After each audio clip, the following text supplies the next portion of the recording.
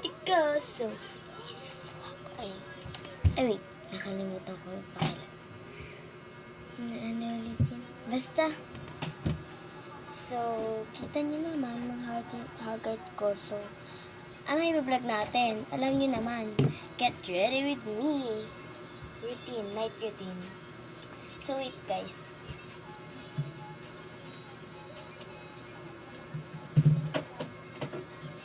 So, time check is already 8, 9, and 9 o'clock ay matutulog na ako.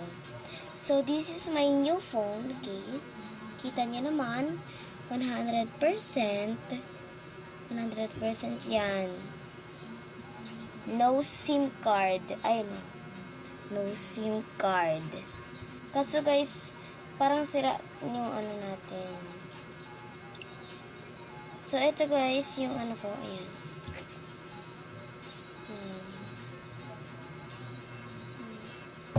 Ang cute, diba?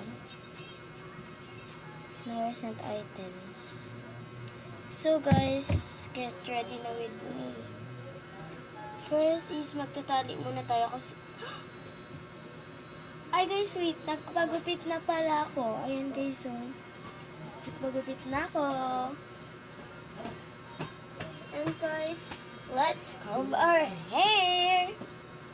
Comb lang natin siya kasi magtatali pa ako and mag-hotbat pa ako. So kasi bawal ko talihin yun sa CR.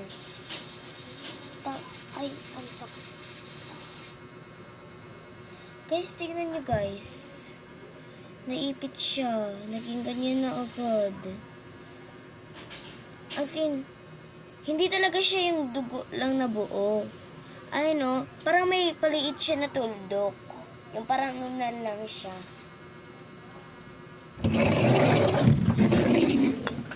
So guys, look.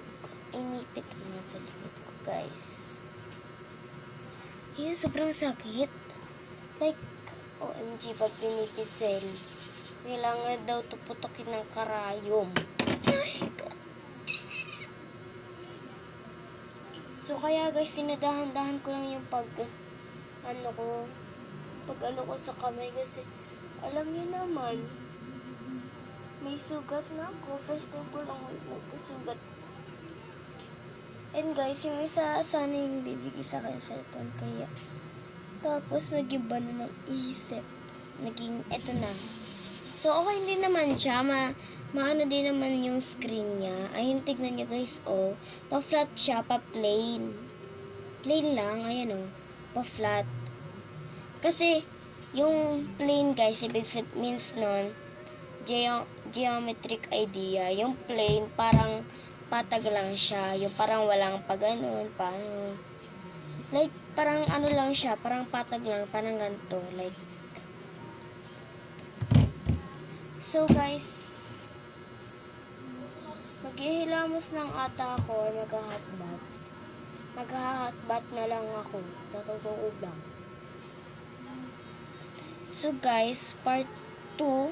Kasi di ako marunong mag-stop. Kasi alam niyo naman, first time ko lang mag-vlog dito sa YouTube channel ko, diba?